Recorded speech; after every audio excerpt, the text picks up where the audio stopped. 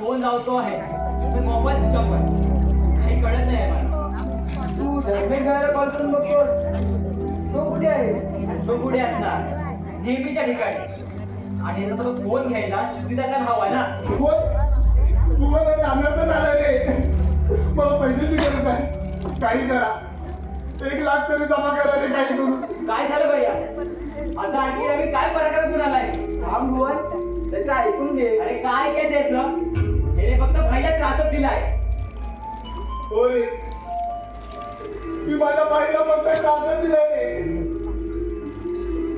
आणि आज तर मोठ्या संकटात टाकलंय रे. संकटात? कसं संकट भैया? तर आपला बाई लॉकअप मध्ये आहे. काय? अरे पण भाई का डॉक्टर मध्ये आहे? भैया काय झालंय कळेल का? त्याला कारण मीच आहे. अरे माझ्याकडून काय ऍक्सिडेंट झालाय. एका बाईला खूप मार लागलाय. जगेल की नाही सांगता येत नाही रे. काय सांगतोस काय भैया? आणि भाई लोक मध्ये कसा काय प्रकार आहे? बाईला न सांगता कार घेऊन गेलो होतो. पण समोरून मला बाई येताना दिसला म्हणून मी लेफ्ट घेत होतो. पण समोरून एक बाई आडवी आली आणि माझ्या गाडीत उडवली गेली रे. घडला प्रकार बाईच्या लक्षात आला. वजनही खूप कमी होती. त्याचा फायदा घेऊन बाईने मला तिथून जायला सांगितले आणि तो गुन्हा बाईने आपल्या डोक्यावर घेतला. त्या बाईला गाडीत बसून आणि जवळ असलेल्या हॉस्पिटलमध्ये घेऊन गेला आणि तिच्यावर उपचार करायला सांगितले आणि स्वतः मात्र पोलिसांच्या स्वाधीन झाला. आणि मी मात्र माझ्या चुकीची शिक्षा पावण्याच्या बाईला जवळून राहत होतो.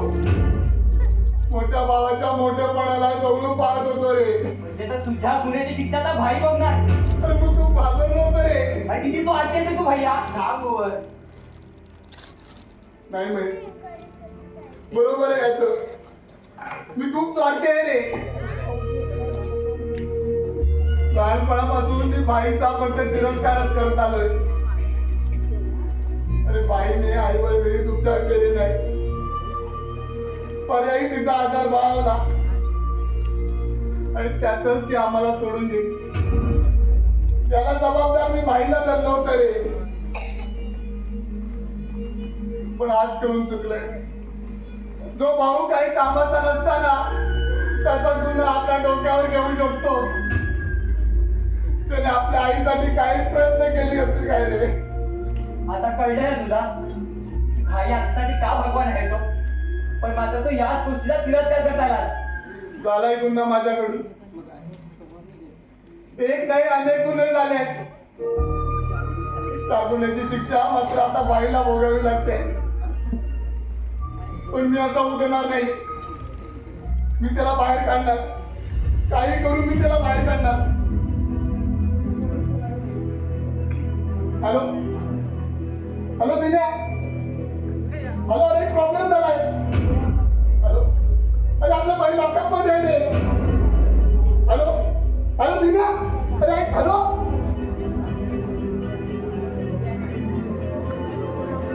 हॅलो हॅलो राजा.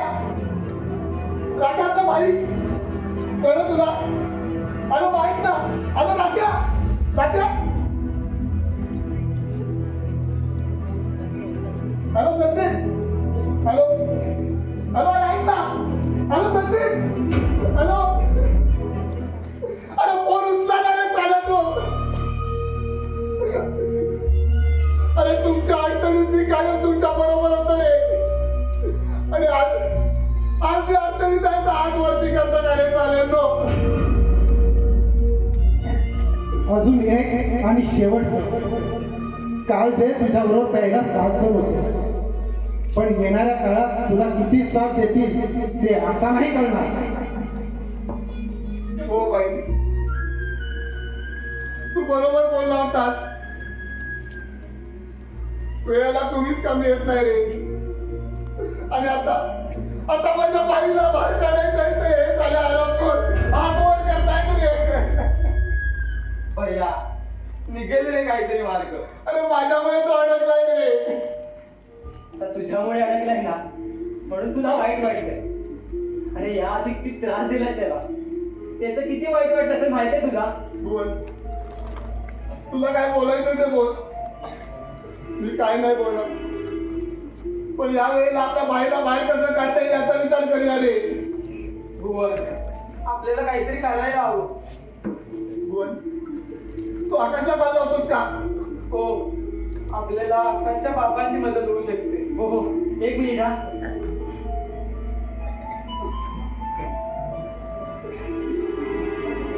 हॅलो आकाश.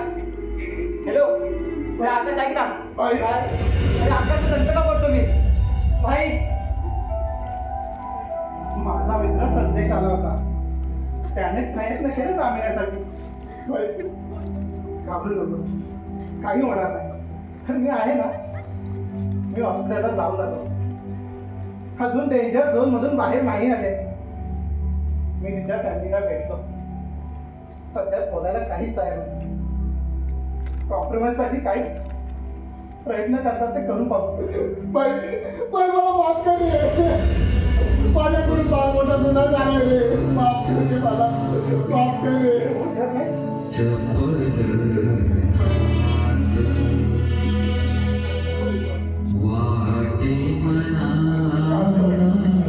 शांत हो बाई.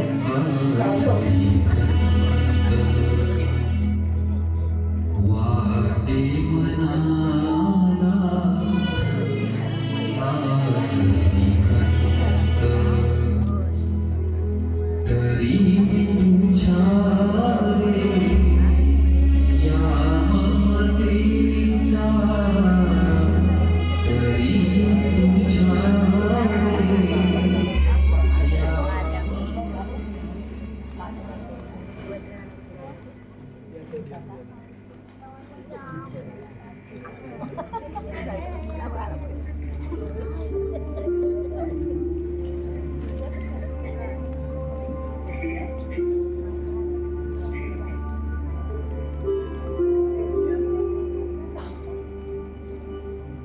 रमेश नाव आहे माझं.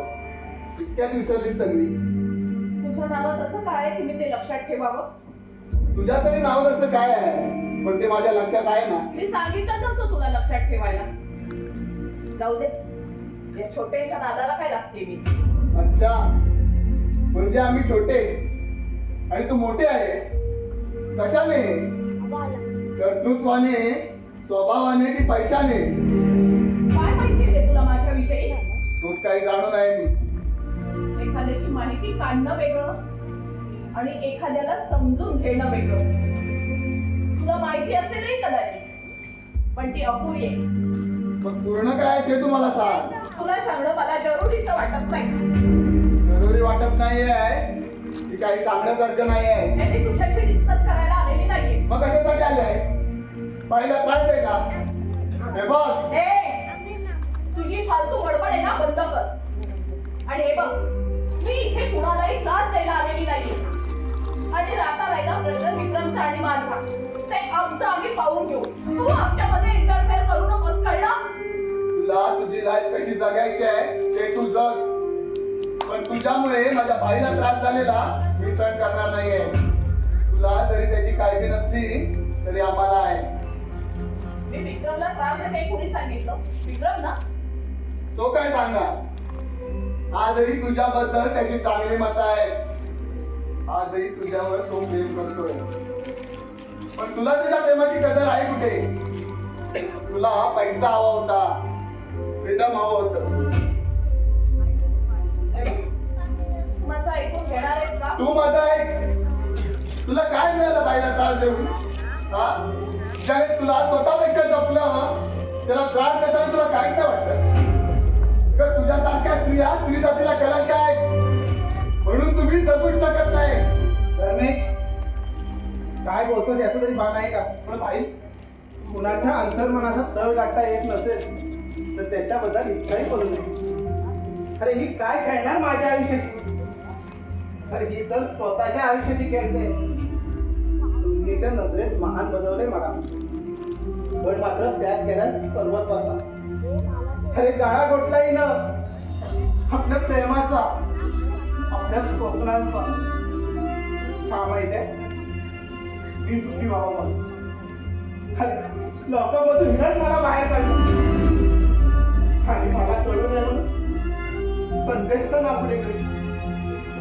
मी सांगितलं तुला, तेव्हा मी असं काही केलेलं नाहीये तुझ्यासाठी. ओके, पण मी संदेश करून सर्व कळले मला. काय कळलंय तुला? थोडा सुद्धा भरोसा नव्हता का ग तुझ्या विक्रमवर? तुझं का केलं ग तू असं? इतका स्वार्थी समज दिसता का तुम्हाला? शेवटपर्यंत साथ देऊ शकत नव्हती म्हणून सुरुवातीला साथ सोडली. काय ग विक्रम, तू आणि मी भेटलो होतो का? मग निर्णय घेताना तू एकटीच का? म्हणजे तन्वीला ब्लड कॅन्सर आहे.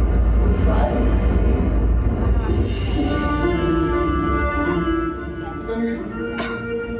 तुम्ही माफ कर का मला? पाहिलं धर्मेश, त्यागाची खरी मूर्ती. अरे आपण हिच्या समोर काहीच नाही आहोत.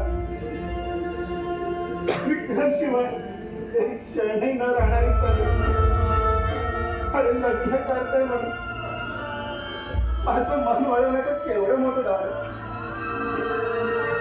लग्नाचं कारण सांगून टाटा हॉस्पिटल मध्ये केमोथेरपीची ट्रीटमेंट घेत होतो.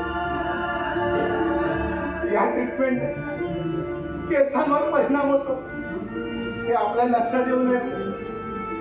7-8 महिने स्वतःला भूमिगत करून घेतलं होतं. नको ते प्रयत्न केले. पर्याय स्वतःला कमी द्यायला. पण तू न बदललास, हा तन्वीला विसरलास. वेड्यासारखे प्रयत्न करत होते रे मी. वाटेल तशी तुला बोलत होते, जेणेकरून तू माझा तिरस्कार करावास आणि माझ्यापासून दूर जावास. पण शेवटपर्यंत माझ्या प्रयत्नाला कधीही यश येऊ दिलं नाही. इतकं प्रेम करणाऱ्या माझ्या विक्रमला मी शेवटपर्यंत साथ देऊ शकत नव्हतो. त्याचीच खंत वाटत होती मला. या तुझा काय दोष आहे? दोष विक्रमचा पण नाहीये ना. पण सजा कुणाला मिळणार होती? विक्रमला असतं. खूप खुश होते रे मी. विक्रम माझ्या आयुष्यात आला आणि माझ्या आयुष्याचं सोनं झालं असं मला वाटायला लागलं. मला अगदी हवं तसं मिळालं होतं. त्या दिवशी तर या घराला सजवण्यापासून रमेश, तुझ्या आणि भुवनच्या बायकोनं मला ताई म्हणण्यापर्यंत मी स्वप्न रंगून घरी गेले. आई बाबांनाही खूप आनंद झाला. आनंदाच्या भरात मी स्वतःला आरशात पाहू लागले. आणि आरशात मला माझ्या मृत्यूची प्रतिमा दिसली.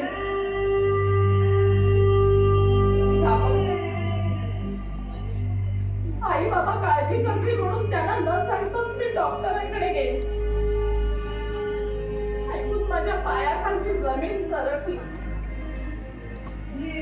माझ्या मरणापेक्षा विक्रम एकटा पडणार असल्याची खंत मला जास्त सतावत होती.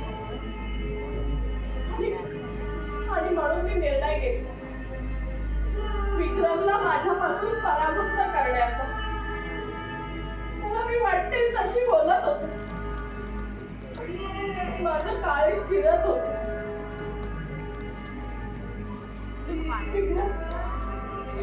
विक्रम मला माफ कर रे. मी तुझ्यासाठी काहीही करू शकले नाही.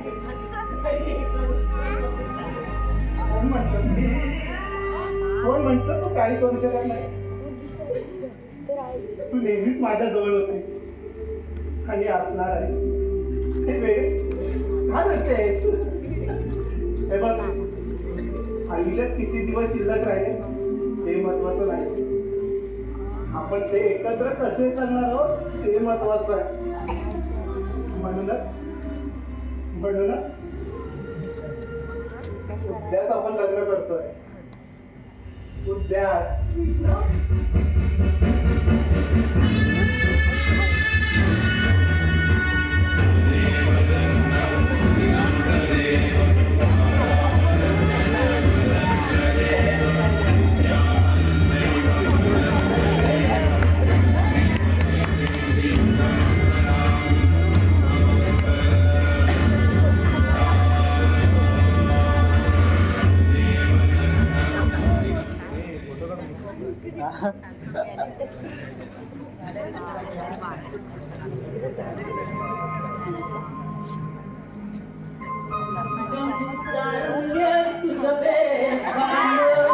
माझ्या इष्टाचा टंबाम तारुण्यात तुझं बेबान माझ्या इष्टाचा टंबाम तारुण्य अरे उर्मिला भेटून आलास का?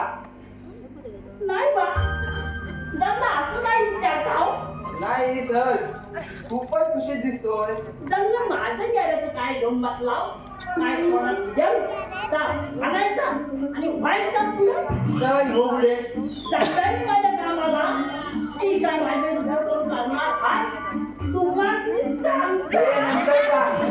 आत्ता वेळ नाही माझ्याकडे.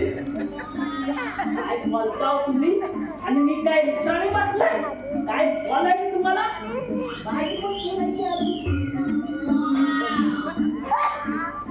स्वतःला शांत ठेवायचं असेल तर केशवशी काही न बोललेलंच बरं. का बरं?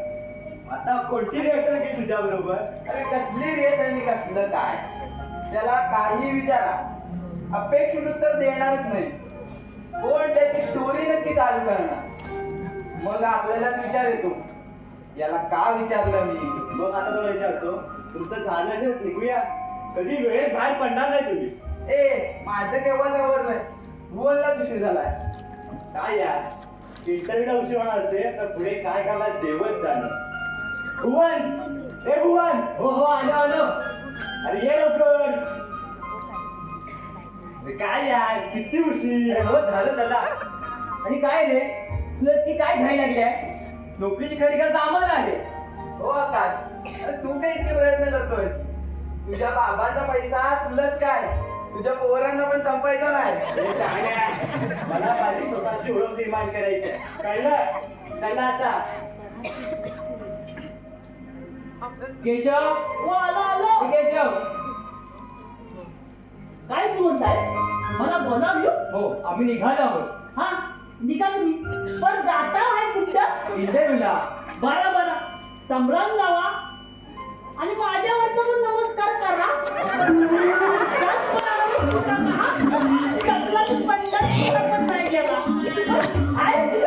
गाव अरे काय कुठे आहे आणि कोणतं गाव? अहो जंगलात तुम्ही जाता ना का संगत मी जाता ना का? हा हा दुबईला. अरे चला रे, काय नक्कीचं माणूस आहे हा. जावायचा म्हणून चालते घ्यावा फोन पण करा बरोबर अरे अरे मला केळत काढून गेले जाऊ दे काय या येण्याच्या नादाला लागायचा केशव, काय काय तुम्ही तुम्हाला काय बोलला खरं सांगताय आणि देवाच्या तुमची शपथ केशव, तुला मी काय विचारलं का? तुझं हे नेहमीच आहे. अरे भाई गेला का ऑफिसला हे विचारणार होतो तुला. अहो, ते गेले असतील आणि नसतील गेले त्यांना तुला मी जा तू आज जा.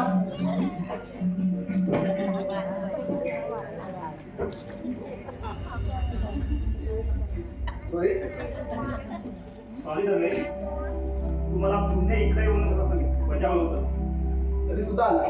त्याला कारण कसं आहे? अरे तुला इकडे येण्यासाठी कारणच हवं आहे का रे? इतकं मनाला लावू घेतलं. सॉरी यार. बस अरे माझं तुझ्याबद्दल खूप गैरसमज आला होता. गैरसमज? माझ्याबद्दल गैरसमज? ते जीवलग मित्र म्हणून घेत होता ना? अरे तुला होणार त्रास मला सहन होत नव्हता म्हणून तुझ्यासाठी मी सगळ्यांशी भांडत होतो. अरे तुझ्यासाठी विद्यार्थी समजत विचारलं होतो आणि तू सॉरी यार. रमेश, माझ्यासाठी आपला विषय संपला आहे. मला कोणत्याच मुद्द्यावर बोलायचं नाही. आणि राहिला प्रश्न मी इथे येण्याचा, तर मी तुला नाही विक्रमला भेटायला आलोय. पाहिला का त्याच्याकडे काय काम आहे का तुझं? ते मी तुला सांगणं जरूर समजत नाही. हे बघ रोहित, आधीच खूप त्रास झाला आपल्यामुळे या घराला.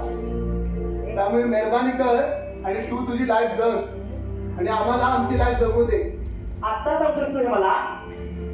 रमेश, बोलायला गेलं तर खूप काही आहे. रोहित, तुझा माझ्यावर राग असेल तर तो जरूर का, पण प्लीज आता भाईला आणि तन्वीला त्रास देऊ नको रे. बस झाला रमेश. तू सांगशील तसं वागायला मी तुझा गुलाम नाहीये. मी तुला आधीच सांगितलंय, मला तुझ्याशी वाद घालायचा नाहीये. मी ते विक्रमला भेटायला आलोय. पण मी तुला भाईला भेटू देणार नाहीये. का कर रमेश? अरे तू मला भेटायला आलाय ना, त्याला माझ्याशी काहीतरी बोलायचं असेल. तर पण तू नीट बोलणार आहे का? उगाच वाद करत राहील. हा मग, अरे त्याला आधी बोलू तर दे. तू एक काम कर, गॅरेजला जा गाडी घेऊन. अरे फोन आला होता, रेडी आहे म्हणाला. अरे जा, किती विचार करशील.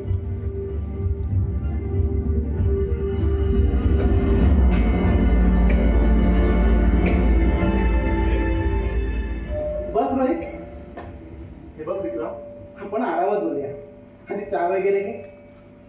आणि तुला जे बोलायचं ते बोल, पण इथे नको. आपण बाहेर जाऊन बोलूया. मी कसा आहे, काय आहे, हे माहित होतं ना रे तुला. माझ्या बहिणीचा प्रॉब्लेम काय आहे हे देखील माहित होतं ना तुला.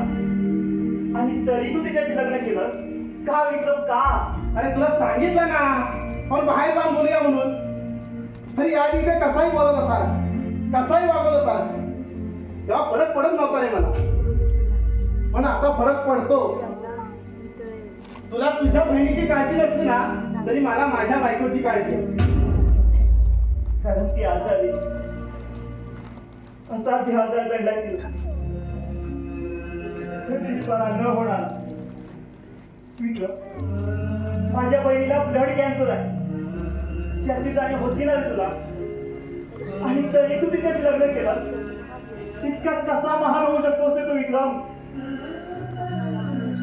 मरणाच्या वाटीकडे निघालेल्या माझ्या बहिणीला मी कधीच समजून घेतलं. तिच्या मनाला जपायचं सोडून यातनाच दिला. कॅन्सरसारखा आजार विक्रमला माझ्या बहिणीला तू सावरायला पुढे आला. नात्याचा भाऊ असून देखील तिचा काही त्रास काढून घेतला नाही. आणि कुठल्या अधिकाऱ्याने म्हणून घेऊ मी तिचा बाबा. लाज वाटते रे मला, मी तिचा भाऊ असेल. पण विक्रम, दोष फक्त माझा नाही, तन्वीचा पण आहे. गत जन्मीची कोणती तरी चूक असेल म्हणून हा नीच वृत्तीचा भाऊ तिच्या आयुष्यात आला. सख्खी बहीण असून देखील तिला कधी बहिणीचा दर्जा दिला नाही आणि आई बाबांची कधी काळजी घेतली नाही. विक्रम, माझ्या घराला तू पुढे आलास. अरे महान माता, एका दुर्दैवी बहिणीचा अभागी भाऊ. तुला लाख लाख धन्यवाद देऊ. तुझी मनापासून माफी मागतो. मला माफ कर रे विक्रम, मला माफ कर.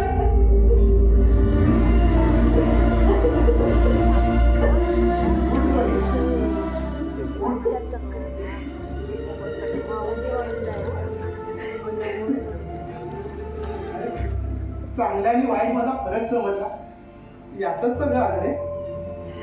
हा पण एक समजायला एका बहिणीचा एवढा मोठा आधार द्यावा लागतो का रे विक्रम? आपल्या हातात काही नसतं रे. आपण नियतीचे पाहुले आहोत. चूक की बरोबर, कोण कोणापेक्षा मोठा या बाजू आधीच ठरलेल्या.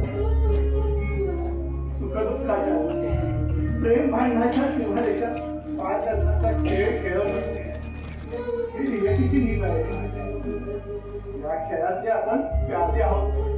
अरे या नियतीने तिच्या तुझ्या चक्रामध्ये इतकं पण का अडकून ठेवलंय? भावाचं काम करावं आणि बहिणीला भावाचा मनस्ताप इतका माणूस खाली येऊ शकतो का रे जो आपल्या घरच्याच्या नजरेतून उतरावा. आपली माणसं आपल्याला रागवत नसतात. ते फक्त चुकीच्या गोष्टींसाठी फक्त दुखावतात. पण जेव्हा आपली चांगली बाजू त्यांच्या समोर येते तेव्हा ते तेवढ्याच आपण केले जवळ घेतात. प्रत्येकाच्या आयुष्यात एक टर्निंग पॉइंट असतो, यू टर्न घेण्याचा. मला वाटतं तुम्ही त्याच पॉइंटवर आहे. अरे घे यू टर्न, मग बघ तुला सगळे सांभाळून घे. मला माझे आई बाबा तन्वी समजून घेतील की ते नाही नाही पण तू मला समजून घेते. खूप आभारी आहे रे मी तुझा. अरे आभार वगैरे कसले मानतो? मी असं काही वेगळं केलं नाही. फक्त एक मेहरबानी तन्वीला बरं वाटत नाही एवढंच आई बाबांना माहिती. पण तिला एवढा मोठा आजार ते सर नाही रे करणार. विक्रमाला माझे आई बाबा हवेच रे, त्यांना सांभाळायचं आहे मला. हो रोहित, त्यांना शेवटपर्यंत कळणार नाही याची खबरदारी मी घेते. पण आजच्या बदललेल्या रोहितला त्यांच्यावर लवकरच पोचायला हवं. हा, मी तन्वीला बोलवतो. नाही नको विक्रम, तिला सांभाळण्याची हिंमत नाही माझ्यात. अरे तुला जर पाहिलं ना तिला लय आनंद होईल. खरं तर सुदैव समजे मी माझं, पण मी इथे आले तिला नाही आवडणार. विक्रम पाहिलंच कोण आलाय? विक्रम ती आपली बेडरूम मधली प्रेमे ती एका बाजूला निखळले, ती सरळ कर ना. हो करतो. करतो नको आधीचा. अरे बघ ना ती कशी दिसते. जा ना आधी. हो करतो तर.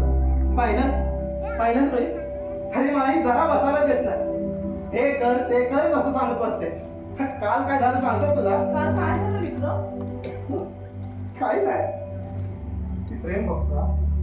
हो मी बघितले, तू फक्त सरळ कर. ओके बस रोहित, मी आलो.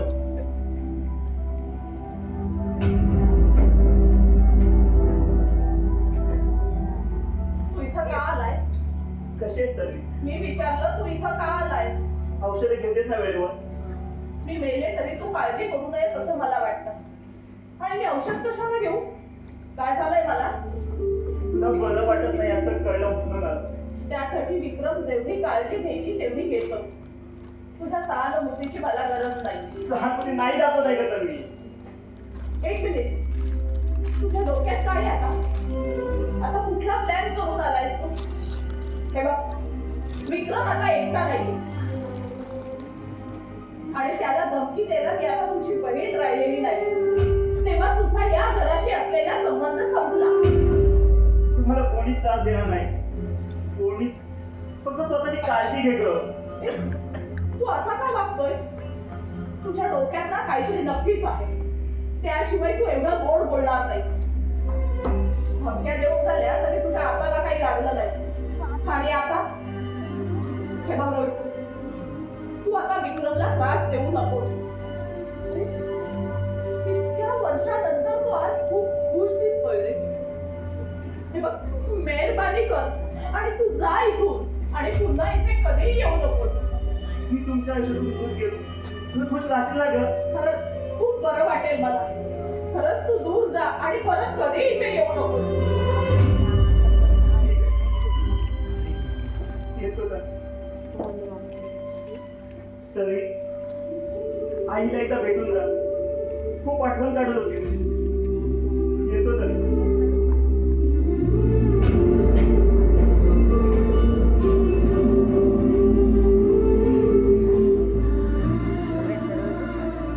हा तर रोहित गेला. पण मी त्याला जायला सांगितलं. काय काय का तुम्ही? अगं असं करतं का कोणी? अगं त्याला झाल्या गोष्टीला पश्चाताप दिसलाय. अगं तो खरंच बदललाय. तो असं भासवतो. रोहित बदलणं शक्य नाही. मी त्याला चांगली ओळखतो. बदलायची आग त्याच्या नसा नसा धुमसत असेल. सूर घेणार एवढं नक्की. तर मी एवढा तिरस्कार बरा नाही. अगं तो खरंच बदलला. नको ना रे विक्रम, मी सांगते ना, तो माझा भाऊ आहे, मी त्याला जवळून ओळखते. तेव्हा तो खरंच चुकत होता. आता तो खरंच बदलला. चूक सगळ्यांकडेच होते ना कथांची. विक्रम, असं नको रे वागूस. प्रत्येकाला समजून घेण्याच्या तुझ्या या स्वभावामुळेच ना तुला खूप त्रास होतो. यापुढे तुला त्रास झालेला आणि तुला कोणी त्रास दिलेला मला सहन होणार नाही. आणि तू मला देतेस त्याचं काय? अरे आता मी का तुला त्रास दिला? म्हणजे आता मान्य सुद्धा करणार नाहीये. अरे असं काय म्हणतोस तू? मी कुठे त्रास दिलाय तुला? काय केलं मी? अगं औषध घे म्हणून तुझ्या किती मागे माझं करायला लागतं. अरे पण घेते ना रे. कधी घरी पर्यंत दुसऱ्या गोष्टी वेळेत. आणि नाश्ता कर म्हटलं तर नखरे किती तुझे. मला हे नको, मला ते नको. थोडस खाणार आणि म्हणणार बापरे किती जेवले मी. विक्रम तुला काही शिल्लक आहे की नाही?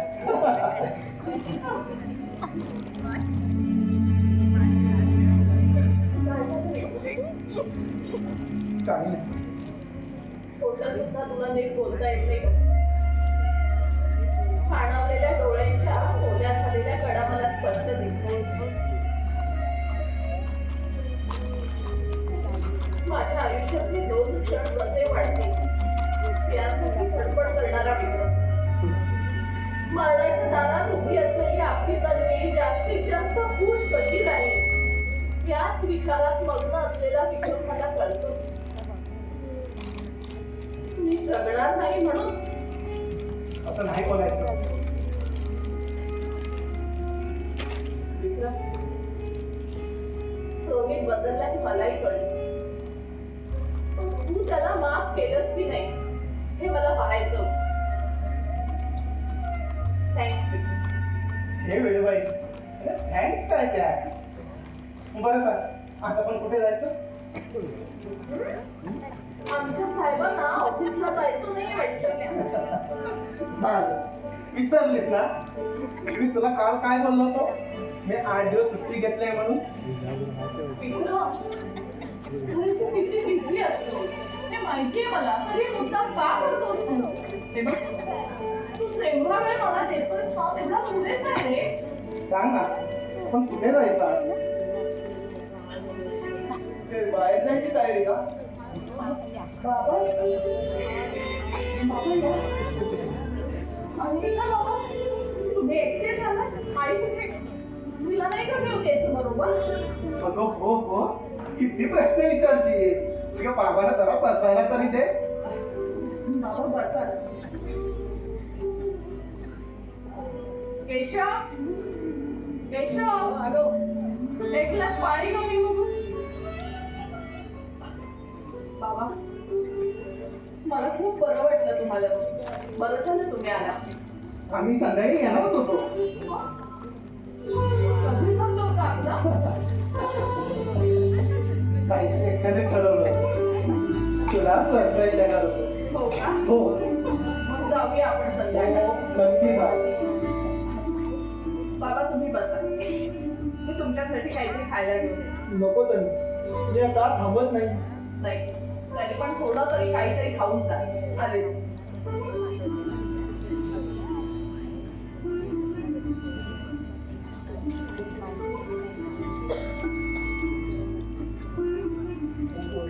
खूप वर्षांनी ती माझ्या पोरीला आनंदी पाहत. तुझे खूप मोठे उपकार आहेत आमच्यावर. बाबा उपकार काय घेतले? मी कोणी परका आहे का तुमचा? काय रे विक्रम, तुझ्या जागी दुसरा कोणी असताना तर तिचा स्वीकार केला नसता. पण तिचं आयुष्य तू सावरलं. बाबा मी कोणतीच मेहरबानी करत नाहीये. तन्वीवर माझं खूप प्रेम आहे. मी खरं बोलतो बाबा तिचं एकच चुकलं. तिने आपल्याला अंधारात नको ठेवायला. तिनं आपल्याशी खोटं नको बोलायला. तर मी काय खोटं बोलतो आपल्याशी? बाबा तुम्हाला एक गोष्ट सांगायची की नाही हे आजवर विचार करू. पण पण आज सांगतो, तन्वीचं कुठेच लग्न झालं नव्हतं. होय मला माहिती आहे. बाबा, तर तुझ्याशिवाय दुसरा कोणाचाच विचार केला नाही ती. म्हणजे तुम्हाला सगळं माहित होतं? होय. माझी पोरगी एका मरणाच्या दारात होती. हाताच्या बोटावर मोजणे इतकं काही शोध नव्हते. आणि हा अभावी बाप जे कमीत कमी होत जाणारा आयुष्याकडे पाहून अश्रू डाळण्या पलीकडे काहीच करू शकत नव्हतं.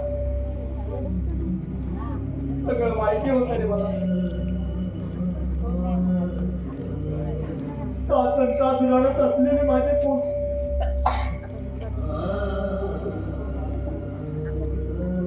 आणि पोरीचं दुःख काय असतं काय जाऊ समजून घेतल्याशिवाय मी कसा शांत राहील. खूप विनवलं गेलं, नंतर मन मोकळं केलं. ऐकून धक्का, पण पोरीला कसंही करून सावरायचं. एका बाजूला तुझ्यावर वाचणारं प्रेम आणि दुसऱ्या बाजूला तो भयंकर आजार. तिच्या जागी ती बरोबर होती. आणि तुझं आयुष्य बर्बाद व्हावं त्याचा विचार सुद्धा ती करू शकत नव्हती. मी जाती झालो होतो. माझ्या पोरीचे चरण काही काळात त्यासाठी हात पाण्यासाठी लाचार झालो होतो.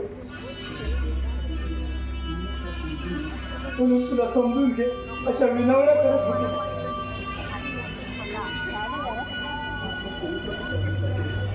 आपल्या पोरीसाठी स्वार्थ झाले. मला माफ कर, मला माफ कर पोरा, मला माफ कर. बाबा, काय करताय तुम्ही? म्हणूनच बोललो होतं ना, मी खरंच मारली. साहेब साहेब पोलीस साहेबांनी चक्कर आली. आता खाली पडलं. काय?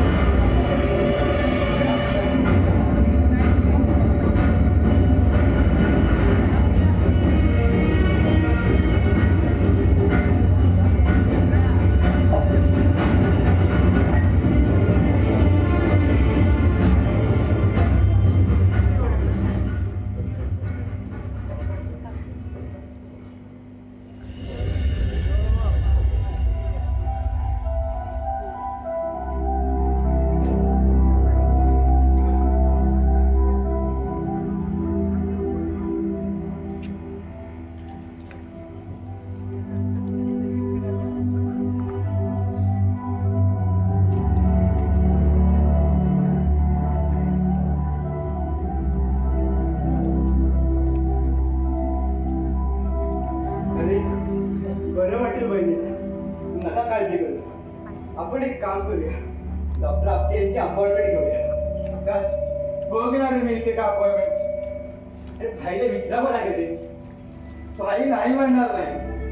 बहिणीला बरं वाटावं म्हणून तो काहीही करेल. हा, मी फोन करतो.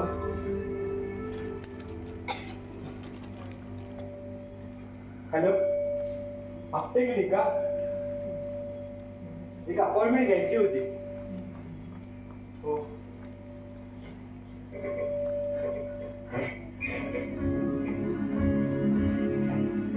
मला दोघांच्या आवाज नाही पावत आहे.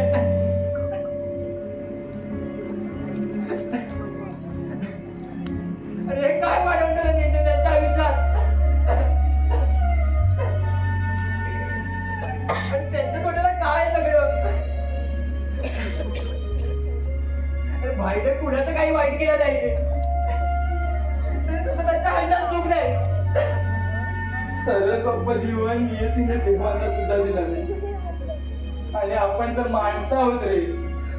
अरे कठीण तरी किती असावं रे. रोज नवीन दुःखाच्या क्षणाला सामोरं जातोय तो.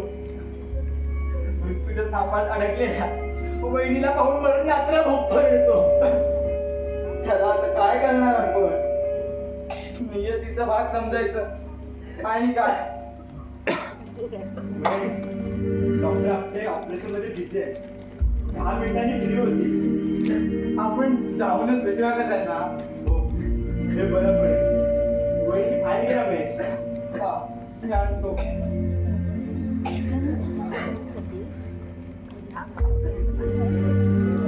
भाई भाई वहिनीची फाईल घेऊन ये ना. अरे लवकर ऍडमिट कमी घ्यायला रे. जास्त वाटलं का भाऊ रे? हो रे बुवा, त्यासाठी जातो आहोत आपण. डॉक्टर अब्देंना भेटलो की लगेच वहिनीला घेऊन जाऊ. महेश, तरी कुठे जात आहे? आणि फाईल का हवे?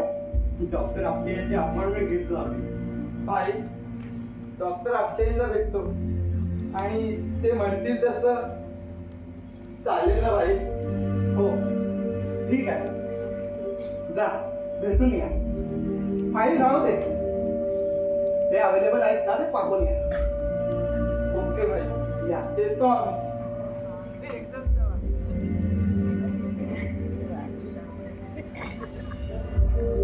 भाई, ते कुठे गेले? डॉक्टर आपले मग त्यांना वहिनीची फाईल का नाही दिली? तर त्या फाईलचा आता काही उपयोग नाही. पेशंटचं नाव सांगितलं ना तर डॉक्टर आपले सगळं सांगतात. उपचार थांबवू द्या असं जरी त्यांना सांगितलं असतं तर थोडं प्रयत्न करतात. वहिनीच्या सुखासाठी थोडी धडपड करतात तरी करू देणार आहे. तर भाई तू काय बोलतोस मला काहीच कळत नाही रे. आणि उपचार थांबलेत म्हणजे ब्लड ट्रान्सलेशन शिवाय आता काहीच पर्याय नाही. आणि ते करणं आता शक्य नाही. तिची बॉडी आता ऍक्सेप्टच करत नाही. तरी शेवटच्या स्टेज नाही.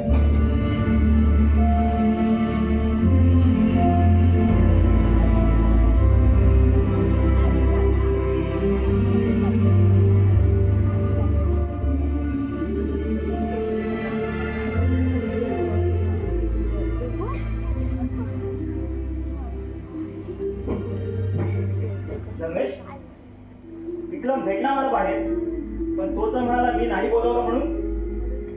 मी बोलून आला नसता म्हणूनच बाईचं नाव घेऊन बोलवलं होतं. बरं, आपण बाहेर जाऊन बोलूया. थांब रोहित, आपण इथेच बोलूया आणि आताच. मग बोल. मला महत्वाच्या कामाला जायचंय. महत्वाच्या कामासाठी जायचंय की महत्वाच्या माणसाला भेटायला जायचंय? जे काय म्हणायचं तुला? राऊसाहेब इनामदारासाठी काम करणार आहे हे समजलंय मला. तर का निर्णय घेतलास तू असा? तू ज्याच्यासाठी काम करणार आहे त्याचे संबंध कोणासोबत जोडलेले आहेत ते माहिती आहे का रे तुला? हो, माहिती आहे मला. तरी सुद्धा तो निर्णय घेतला. अरे तो तुझा वाटेल तसा उपयोग करून घेईल. आणि ज्या दिवशी तू काही कामाचा राहणार नाही त्या दिवशी त्या रेस मधल्या लंगड्या घोड्याप्रमाणे गोळी मारून शेवट करतील तुझा. हो, माहिती आहे मला. त्याच शेवटाचे 10 लाख मोजले त्याने मला. रोहित, म्हणजे तू स्वतःला विकून घेतलं? सौदा केला मी आले आता. तू म्हणेल तसं वागायचं. त्याचा प्रत्येक गुन्हा मी माझ्या अंगावर घ्यायचा. त्यासाठी पोलीस कस्टडी, त्याची 3rd डिग्री सुद्धा सहन करायची. अगदी तो म्हणेल की तू उडी टाकायची. अरे रोहित, तुझं डोकं बी का फिरलंय का? त्यासाठी त्याच्याकडे खूप सारे माणसं आहेत, पण त्याच्यासाठी मरायला कोणी तयार नाही. त्याला त्याच्या बायकोला वाचवायचंय, कारण तिच्या हृदयामध्ये दोष आहे. त्याच्यासाठी तू मरायला तयार झालास आणि तुझ्या हृदयाचं? अरे का रोहित, कशासाठी? माझ्या घरात आहे. काही दिवसांनी मृत्यूला मिठी मारणाऱ्या माझ्या बहिणीची काही क्षण वाटत. आणि कुठल्या अवयवाचा आजार झाला असता तर माझेच अवयव तिला देऊन नवं जीवन तिला दिलं असतं. पण या कॅन्सरने तिचं अख्खं शरीरच पोखरलं. या 10 लाखांनी तिचं अनेकदा ब्लड ट्रान्सफ्युजन करता येईल. आणखी काही दिवस तरी जगेल.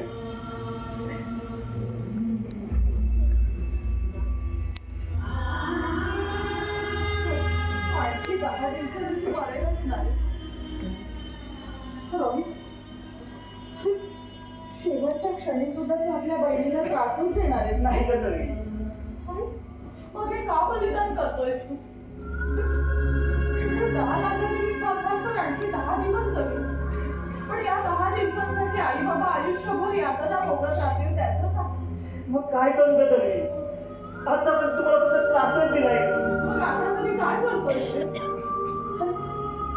माझं मरण तर निश्चित आहे पण ते तू का उडून घेतोयस आपल्या दोघांच्या मागे आई बाबांचं काय त्याचा कधी विचार केलायस तू हे बघ, आमच्यासाठी वेगळं काहीही करण्याची गरज नाही तू सुधारलास हे आई बाबांना कळलं तरी त्यांना खूप समाधान होईल त्या दिवशी मला तुझ्या डोळ्यात पश्चात्ताप झालेला दिसत होता पण मी मुद्दामच तसं वाचू दिलं नाही पण मला खात्री होती की तू आई बाबांची काळजी घेशील ते मला पटवून देशील पण आमच्यासाठी एवढं दिव्य करायला तयार होशील असं वाटलं नव्हतं तो कुठेही जाणार नाहीये तो फक्त आपल्या आई बाबांचा बनून राहणार आहे आणि आपल्या बहिणीची कमी भरून काढणार आहे भावेश, आज खूप बरं वाटतं तू आपल्या भाईकडे आलास आणि रोहित आपल्या आई बाबांकडे आला आज तो जबाबदार मुलगा असल्यासारखं मला वाटलं जा रोहित बाबांकडे जा त्यांना खूप बरं वाटेल आपल्या बदललेल्या मुलाला पाहून त्यांना समाधान वाटेल तू आपलं मन मोकळं कर त्यांच्याजवळ जा बाबांना भेट आणि बाबा आणि तू लवकर परत ये मला भेटायला स्वतःची काळजी घे तुझ्या बहिणीची काळजी घे देतो तर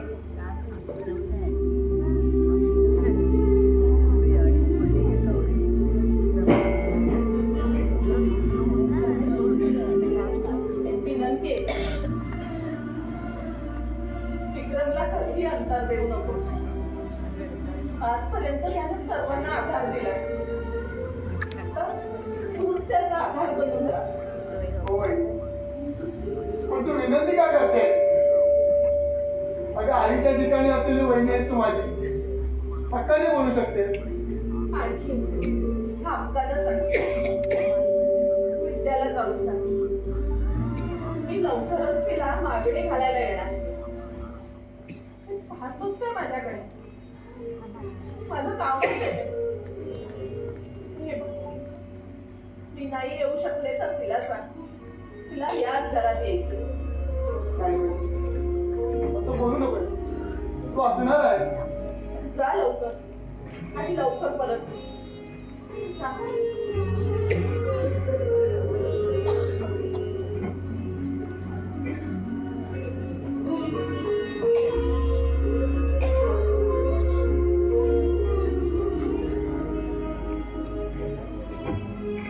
तन्वी काय होतंय ग काही नाही थोडासा त्रास होतोय चल आराम कर चल. बाबा बसा ना आयुष्य हा त्रास होतोय का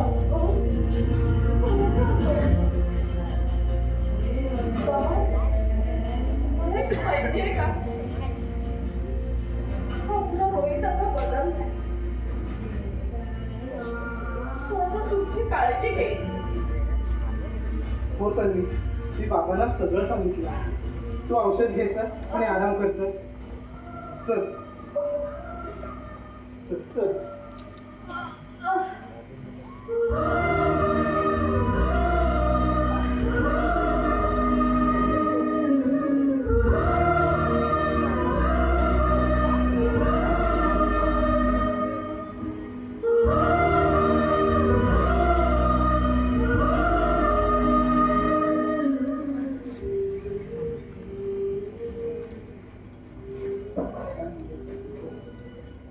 काय माझ्या पोरीच्या वाट्याला आलं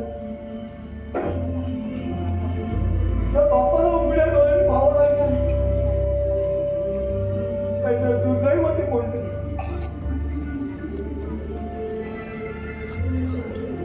तिची अवस्था नाही पाहू शकत बाबा. पण काय कर, जे सत्य आहे ते स्वीकारायलाच हवं. खूप कठीण जात पण नाहीलाच आहे. तिच्या शेवटच्या क्षणी तिला खुश ठेवण्याचा खूप प्रयत्न करतो. किती वेळा तर चेहऱ्यावर फोटो असणार आणि किती वेळा स्वतःची पसंत.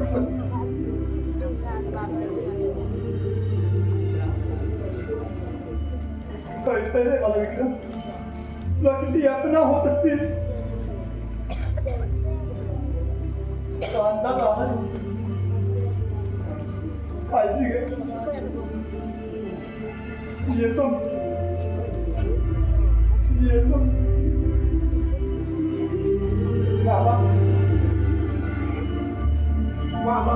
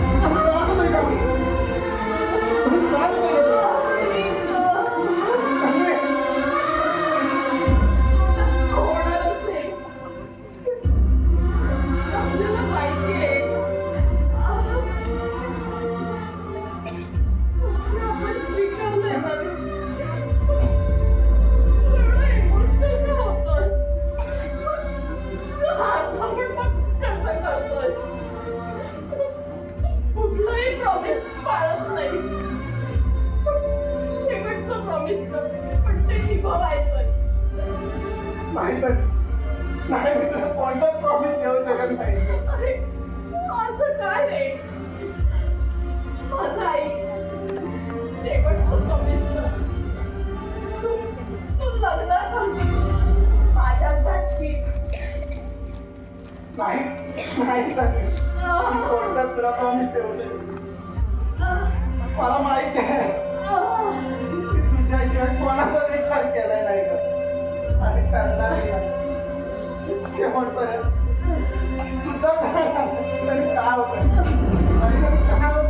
वहिनीला खूप त्रास होते का बाई? आपण ऍडमिट करूया ना तिला. आपल्याकडून केव्हाच संधी त्रास होतोय का? त्रास होतोय ते का होतं? सापलाय नाही कळतंय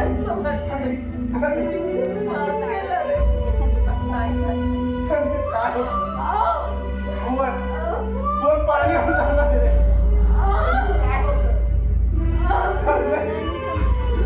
जसं तुमच्यावर प्रेम केलं तसंच सगळीवर फोन केलंय.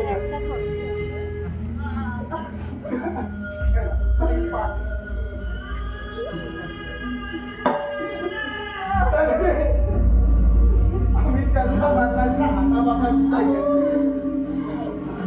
आणि तिला आम्ही आज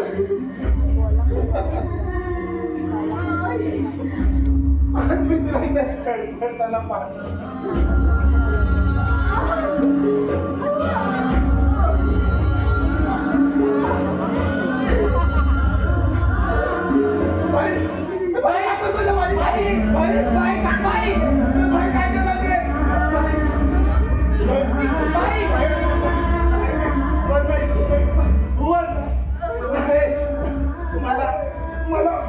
मला माफ करा. मला माफ करा राजा. मला माफ करा. जसं तुमच्यावर प्रेम केलं तसं तन्वीवर पण केलंय. आता आम्हा दोघांना एकत्र प्रवास करतो.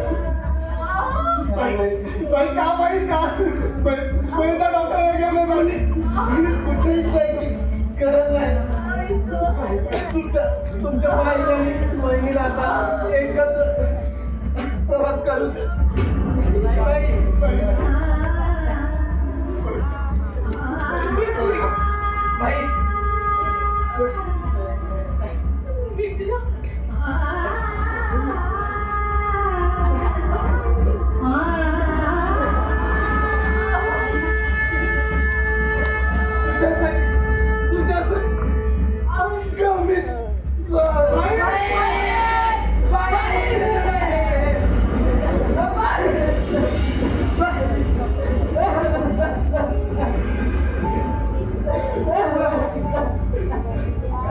उधळलेला सावली संगे उन्हाचा